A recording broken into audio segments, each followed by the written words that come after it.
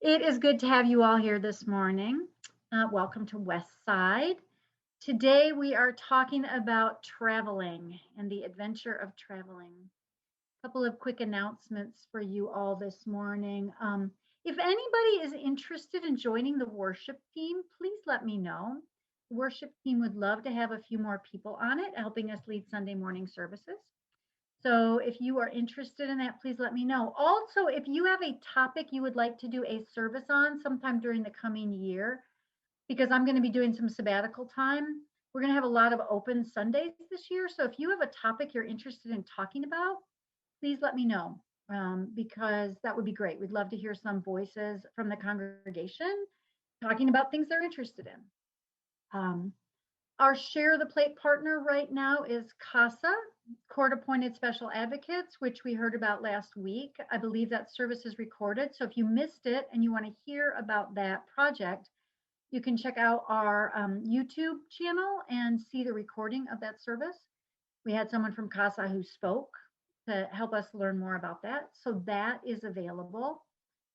Those of you who are asking questions about what happens next, when do we reopen, all that kind of stuff, the board is meeting today. We'll have more information for you next week. So I invite you to come fully present into this moment. I invite you to take a deep breath. I'm gonna do something innovative today. Rather than invite a bowl to sound, I have this cool little chime that I hear as part of the history of West Side. So as the chime sounds, I invite you to just settle into your seat, become fully present in this moment, and be both comfortable and open and willing to explore.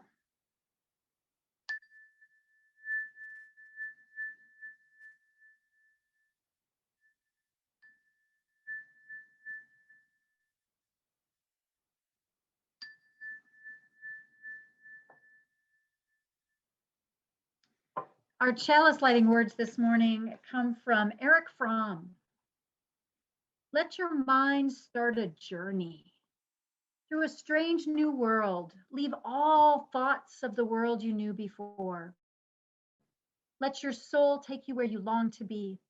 Close your eyes and let your spirit start to soar, and you'll live as you've never lived before.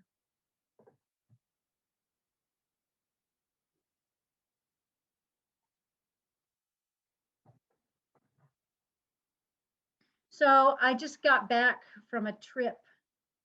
Today we're talking about the open road. I got back last night from a week-long trip to Michigan, which is where I grew up. So I had the chance to spend time visiting with my family and putting my toes in Lake Michigan and Lake Huron. I got to wander around Mackinac Island, spend time with people I haven't seen in a long time. When I go to Michigan, which is home, I have this mix of both the old and the comfortable and the new and the unfamiliar. It's this mix of both. Contemporary author Terry Pratchett, some of you might know Terry Pratchett. Terry Pratchett is the author of a lot of young adult books, which are very popular. Terry Pratchett describes this feeling about traveling by saying, why do you go away? So that you can come back, so that you can see the place you came from with new eyes and extra colors. And the people there see you differently too. Coming back to where you started is not the same thing as never leaving. Now, this time of year, the summer, and also especially in a year after we've been shut down and shut in so much, traveling and wandering around and exploring have seemed really important to a lot of people. It seems really important to come back, and this is a more metaphorical kind of way of thinking about it, to come back to old places with new eyes. So one of the things, there are lots of things that I like about going to Michigan, but one of the things that always strikes me when I go there is how the small villages in southern Michigan where I grew up, how they still kind of feel like the 19th century. They have this timeless quality to them. My parents still live in the house that I grew up in, and it was built at the end of the 1800s, we think around 1890. It still has some of the original furniture in it, actually. So the house itself has this feeling of being saturated with time. And many of the buildings in the town where I grew up date to between about 1850 and 1900. The town was founded in the 1840s, which is pretty common for that area. The block that my parents live on has 3 historical museums on it. Now, what's interesting about that is these 3 museums, only one of them was a museum when I was growing up, and it had only become a museum fairly recently when I was growing up. The 2 other places that are museums on the block I grew up on, they were homes that people lived in, people that I knew when I was growing up. They were town elders. Actually, turns out they were universalists, which I didn't know when I was growing up. So that's another whole nother story about coming to a new place and finding out you'd already been there. But these homes were where people lived, and now they're places that hold history. So it's this interesting mix of past and present and future all tumbled together. So going to Michigan for me is always this mix of being in the past and what's comfortable and familiar, and also being in a new experience. So one of the great writers of that time period of the 19th century, who is one of my favorite writers, is Walt Whitman. And he's famous for talking about the mood of America. We're thinking about America. We've just come kind of out of the 4th of July thing. Think about America as people experienced it in the early 19th century, right? We're just a new nation. There's this spirit of like how great things are and how much freedom we have and how we're masters of our own destiny. And Whitman wrote this song called the Song of it was a poem called The Song of the Open Road. And he talks about this spirit of exploration and adventure. It starts this way: afoot and light-hearted, I take to the open road. Healthy, free, the world before me, the long brown path before me, leading wherever I choose. So in the first half of the 19th century, Americans had this sense of optimism and exploration that rested on this feeling of individual freedom.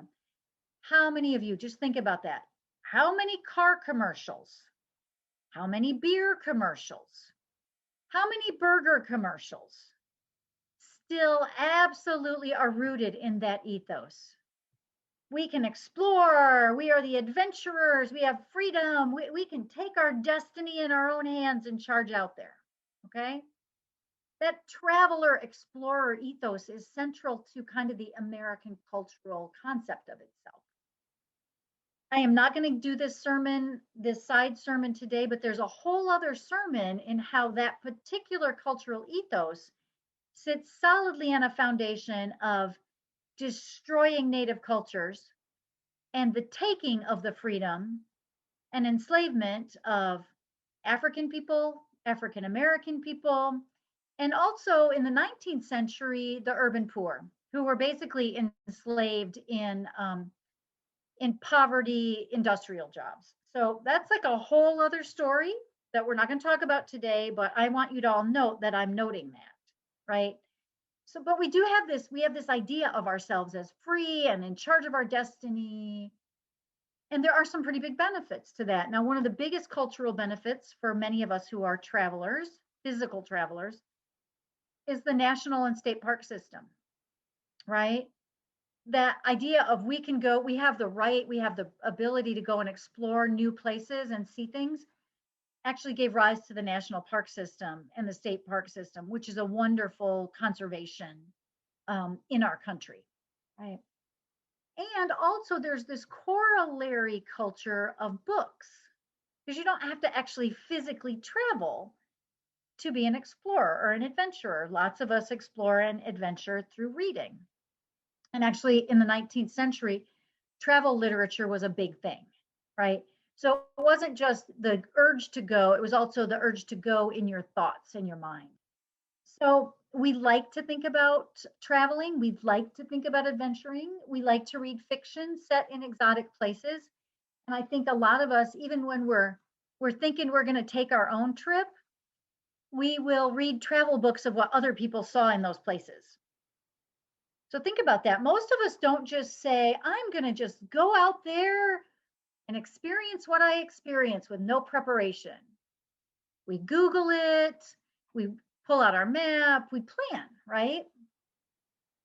And we have this feeling that we associate with traveling that somehow it's going to enhance our lives, right?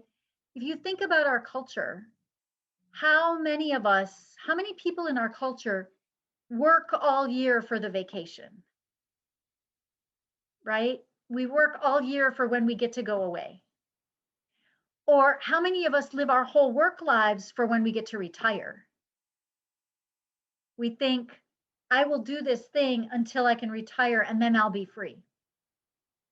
So we actually have this association with that kind of life, that traveling, that exploring, that adventuring, that it's when we get to be most ourselves, when things are the best. Now, mind you, how many of you have ever been on a vacation where you had the great plan and you thought it was all going to be great and you got stuck in the traffic jam and then you ended up in line with 50 other people for the one bathroom at the Gas and Go where there was an exit in the middle of the traffic jam or some other version of that, right? You go, oh, we're going to go to Disney World or we're going to go to Dollywood. And then you stand in line for 2 hours to ride whatever ride it is. But we still have this association that this is going to be, this is how we enhance our lives. This is how we expand ourselves. We have this sense. Whitman wrote about this feeling, which is embedded in our cultural ethos. He wrote about it in the mid 1800s. He describes travel and adventure as the most healthy and noble of endeavors. He says, I think heroic deeds were all conceived in the open air, and all free poems too. He's saying, as I'm on the road, I could stop here myself and I could do miracles. I think whatever I shall meet on the road, I shall like. And whoever beholds me shall like me. I think whoever I see must be happy. Now, that's kind of idealistic, isn't it? I don't know about you, but I know that in myself, I have that kind of idea in my head and in my unconscious about what travel will be like. And then often that's not actually what happens. Often other things happen that were not my plan. So this last week, I went to Michigan with a purpose. Like I was on a mission. I had an agenda, I had a plan, and I had an itinerary. I love Traverse City, Michigan cherries. Okay. I grew up with this idea of Traverse cherries, and I love cherries. And every year, Traverse City has the cherry festival. Now, I didn't want to go to the cherry festival in a pandemic, but I wanted the cherries. And for like 3 years, I've been saying, I'm going to get to Michigan for the cherries, and I'm going to buy the cherries from the orchard, and I'm going to bring them home and freeze them and can them. Okay. So I strategically planned this trip.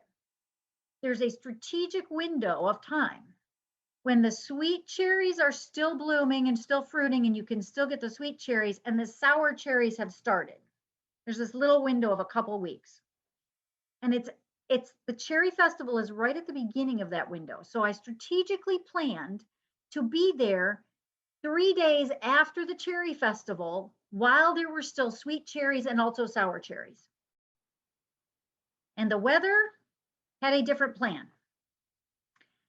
because the cherry season was 2 weeks early this year.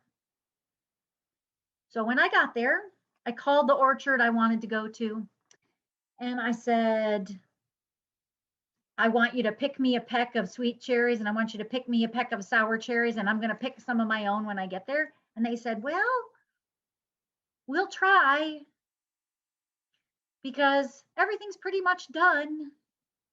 And I was like, that was not in my plan. That is not the plan I had. So often we go traveling with a set of unconscious beliefs, assumptions, and expectations about how it's going to be and how we're going to experience it and how it's going to change us. And how many times have you gone on a vacation and been disappointed or upset or had things not go the way you planned? So there's this trick to traveling, whether you're doing it in your living room, in your life, or out on the road, that is the difference between being a tourist and being a traveler. So I love this definition. G.K. Chesterton made this distinction between being a tourist and a traveler. The traveler, Chesterton says, sees what they see. The tourist sees what they've come to see. Think about that for a minute.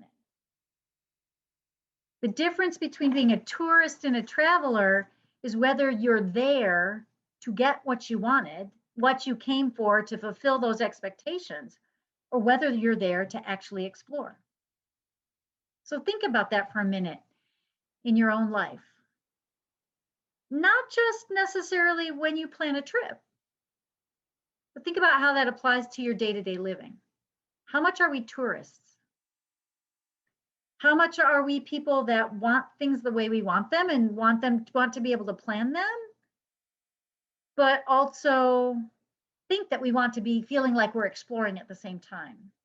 I think that most of us are tourists who want to travel just until it becomes uncomfortable, right? We want the comfortable and we want to feel an adventure, but right, there's that edge. There's that edge where it just seems not okay with us, where it's uncomfortable.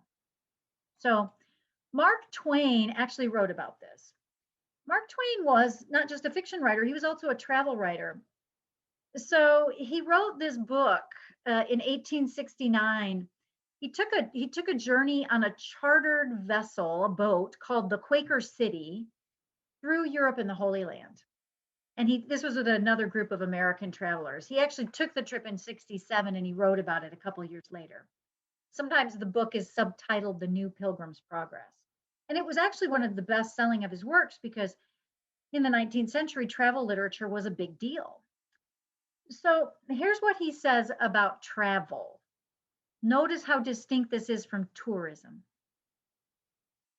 He says, travel is fatal to prejudice, bigotry, and narrow-mindedness. And many of our people need it sorely on these accounts. Broad, wholesome, charitable views of people and things cannot be acquired by vegetating in one little corner of the earth all one's lifetime. So this is an interesting perspective on traveling that I think is kind of different than most Americans have when they head out in their RV in July, right? We often go out to be tourists where we want to do what we want to do and we want to feel like we're free and independent, but we really don't necessarily want to go outside our comfort zone. What Twain is saying is, well, actually, what we need to do is go outside our comfort zone. So travel, real exploration, isn't about going someplace to get what we want or to see what we came to see or to even feel better about ourselves necessarily. Although it's nice to have some comfort while we adventure.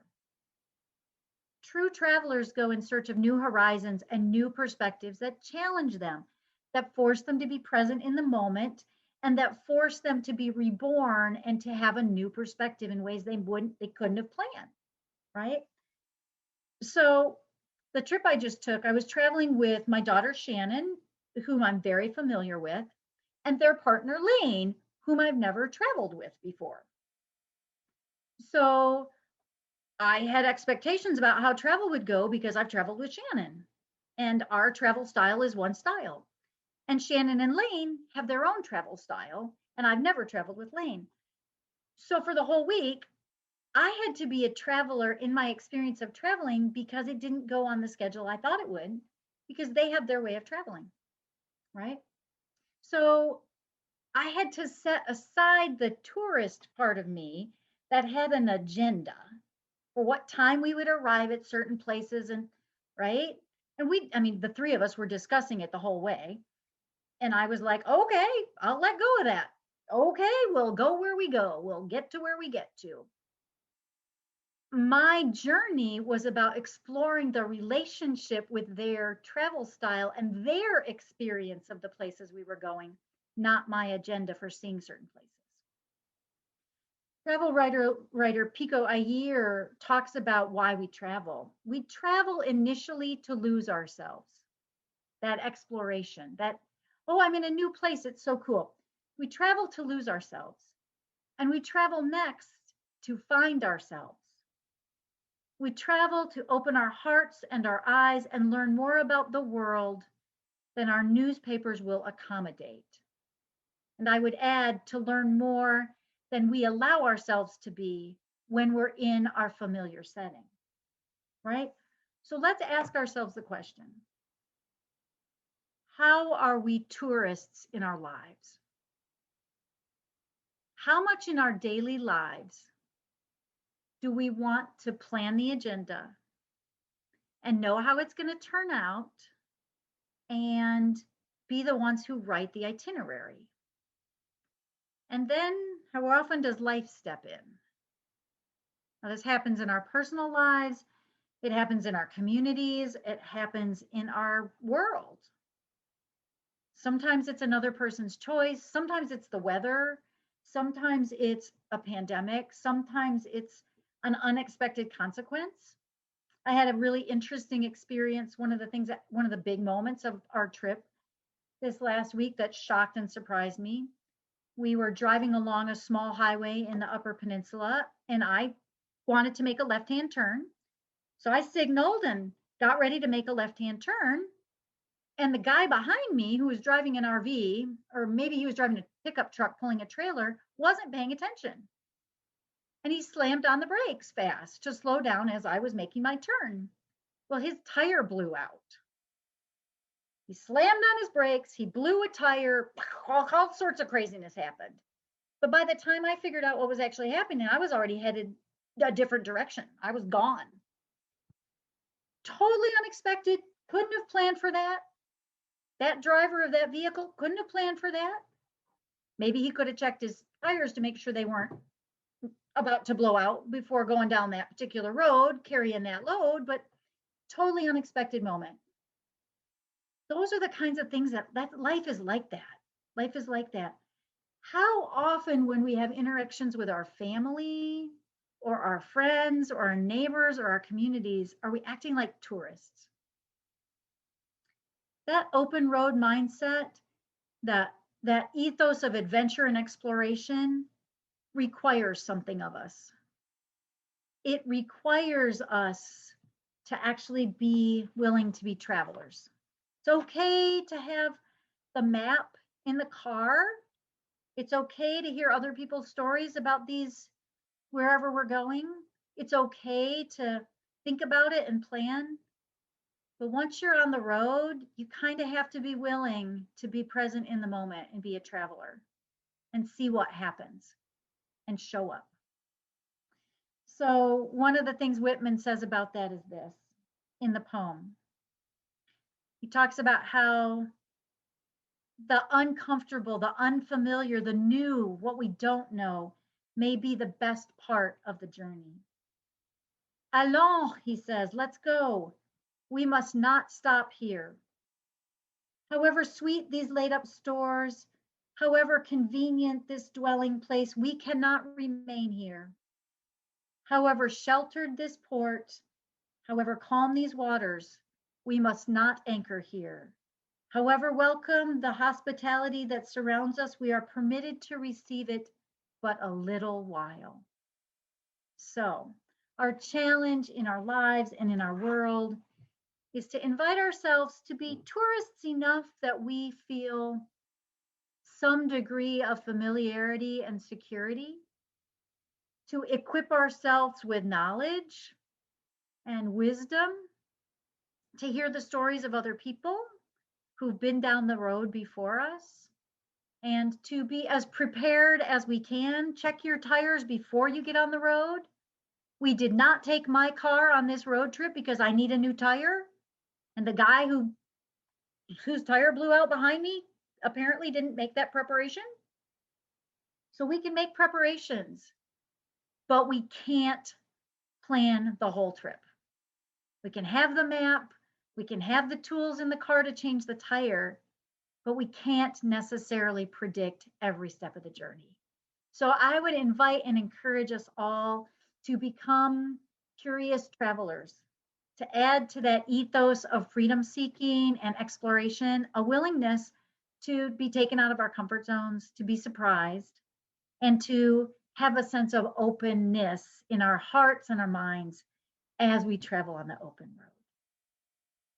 So I would be super curious to hear about your travels. Maybe during coffee hour today, we can talk about how that applies to some of you and your travels this year, this summer. I'm going to extinguish our chalice with the reminder that that light represents our willingness to seek, to be curious, to look for truth, to put light in places we've never been before. It also represents the comfort of community, the warmth of familiarity of people and places that hold us when we're doing that kind of exploration and adventuring. And also a little bit of passion and courage, right? That fire, that spark that says, I'm going to try it. I don't know how it's going to turn out. The willingness to be courageous and daring and put ourselves out there and take risks. So as I extinguish our chalice, we carry all those things in our hearts until we're together again. And I look forward to hearing your stories about your journeys.